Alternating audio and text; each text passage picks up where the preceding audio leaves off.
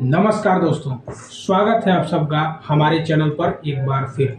आज का ये वीडियो बड़े ही महत्वपूर्ण टॉपिक पर होने वाला है। आज के इस वीडियो में हम बात करेंगे स्टेट्स ऑफ मैटर यानी पदार्थ के अवस्थाओं के बारे में। बने रहिए इस वीडियो में हमारे साथ अंत तक। तो पदार्थ की अवस्थाओं के बारे में जानने से पहले हम यह जान लेते हैं कि पदार्थ क्या है, व्हाट इज मैटर। तो कहता है anything that has mass and occupies space is called as matter. कुछ भी जिसमें भार हो तथा जो स्थान घेरती हो उसे पदार्थ कहते हैं।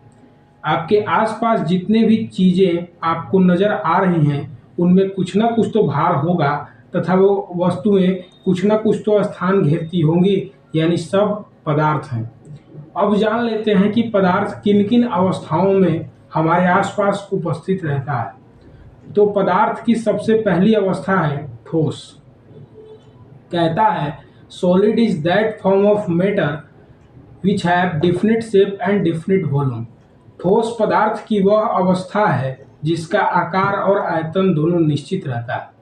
हमारे आसपास कई वस्तुएं हैं जिनका आकार निश्चित होता है, जिनके शेप में कोई चेंज नहीं होता और वह कितना जगह छेकेगी यानी उनका वॉल्यूम भी फिक्स होता है, जैसे कुर्सी, टेबल एक्सेट्रा।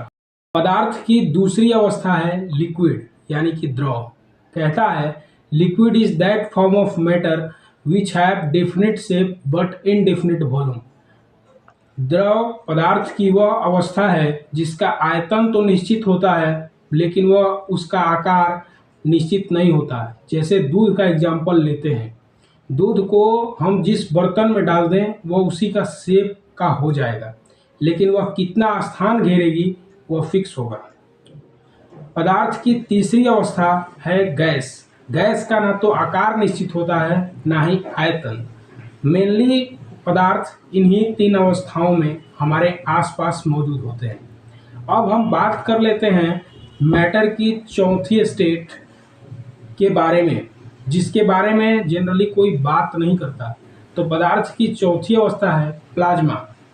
अगर हम एक कंटेनर में बर्फ लें और उसे गर्म करें तो कुछ देर बाद वह द्रव बन जाएगा, तथा जब हम द्रव को लगातार गर्म करते रहें तो वह कुछ गैस बन जाएगा। यानी सॉलिड को गर्म करने पर लिक्विड बन जाता है और लिक्विड को गर्म करने पर गैस में बदल जाता है। लेकिन जब हम गैस को बहुत ज़्यादा गर्म कर दें तो क्या होगा? तो जब हम गैस को बहुत ज़्यादा गर्म करें लगभग 6000 से 7000 डिग्री सेल्सियस तक, तब इसके अंदर के जो एटम्स हैं, अब समझ लेते हैं कि एटम क्या है। तो इलेक्ट्रॉन, प्रोटॉन, न्यूट्रॉन मुख्यतः इन्हीं तीनों पार्टिकल्स से मिलकर एटम बना हुआ है और एटम्स से मिलकर सभी पदार्थ बने हुए। हालांकि इस पर एक डिटेल वीडियो जल्द ही आएगा, देखना मत भूलिएगा।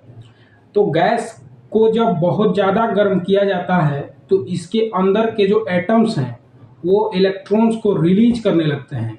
हमने अपने एक वीडियो में आपको बताया था कि जो बॉडी इलेक्ट्रॉन लूज करती है वो पॉजिटिवली चार्ज हो जाती है। तो एटम्स इलेक्ट्रॉन को रिलीज करके पॉजिटिव आयन में कन्वर्ट हो जाता है और इलेक्ट्रॉन खुद निगेटिवली चार्ज होता है। यहाँ पर पॉजिटिव चार्ज और निगेटिव चार्ज का एक मिक्सचर बन जाता है और गैस आयोनाइज्ड हो जाता है और मैटर के इसी स्टेट को प्लाज्मा कहते हैं।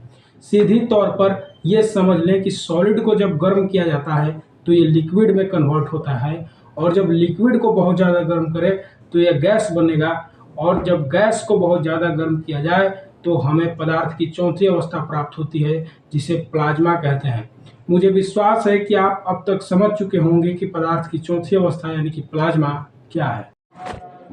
पदार्थ की पांचवी अवस्था है बोस-आइंस्टाइन कंडेंसेट यानी कि BEC, जिसके बारे में हम अपने अगले वीडियो में डिटेल में बात करेंगे। यदि आप चाहते हैं BEC के बारे में सब कुछ जानना तो हमारे चैनल को सब्सक्राइब जरूर कर लें। और यदि आपने इस वीडियो को देखकर प्लाज्मा के बारे में जाना है तो पहुंचा दीजिए ये वीडियो अपने संपर्की लोगों तक, जिससे वो भी इसके बारे में जान सके। लाइक कीजिए वीडियो को।